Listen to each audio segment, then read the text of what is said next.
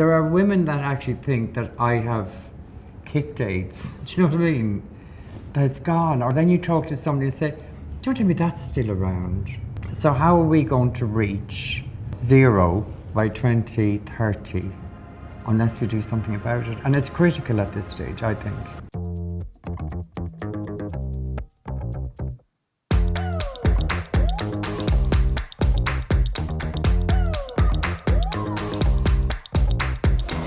Hi Rebecca, how are you? It's so good to see you. Look amazing. Thank you so much. So tell me a little bit about your HIV journey. I suppose I got diagnosed in 1987, and the only reason I ended up getting diagnosed because I was going for surgery. And back then it was compulsory to have an AIDS test. But I suppose in my own kind of head, I didn't think there was any possible chance that I could have it. So I had my test. I think I had to wait about a month for the results. I came back and I was positive. In that time, my world stopped. I mean, I wasn't even 30 yet, I was in my 20s. And the first question I asked was, can I still have my operation? I was told no, that I had maximum 2 years to live. I just can't even imagine how shocking that must have been. You know, the stigma I got around it was unreal. And from my own communities as well. And the only reason that they were doing that, it was fear. We still live in that fear today, and that stigma.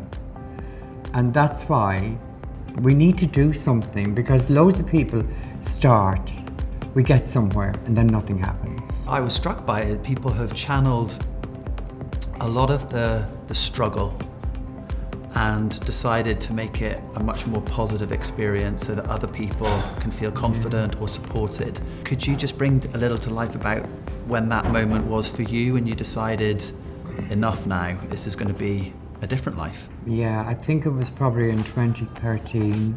I made a promise to myself that if I got undetectable again, I was going to come out of the shadows and talk about it. And I realised that if I'm going to tell my story, it had to be honest, it had to be truthful.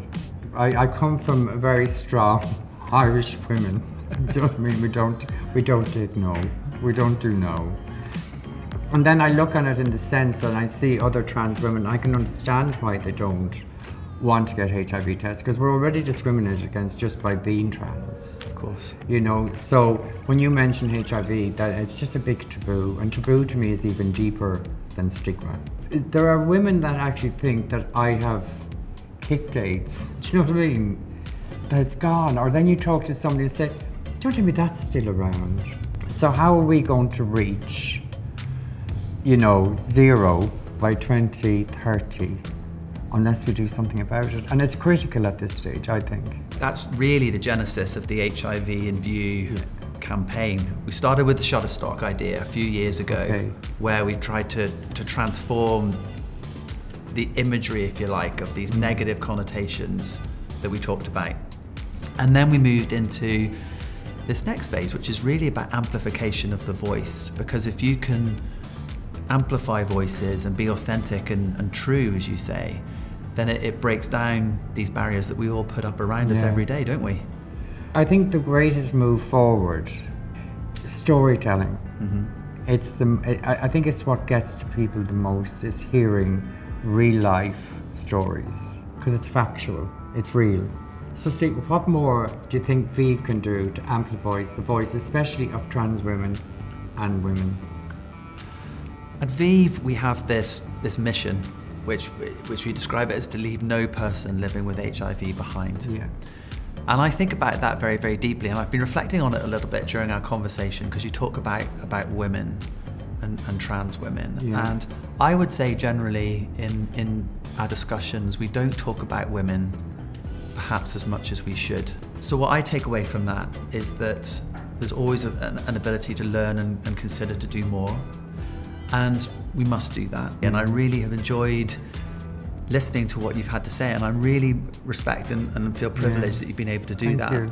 But by bringing the partnerships together, true partnerships, we're somehow greater than we are on our own. Obviously, we're part of the core of HIV in View is that we deliver or impact change, affect change.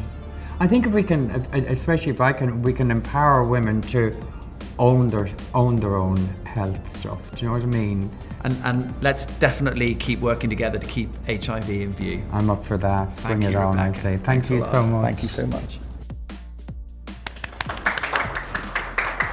Oh, there's the whole audience. I didn't know.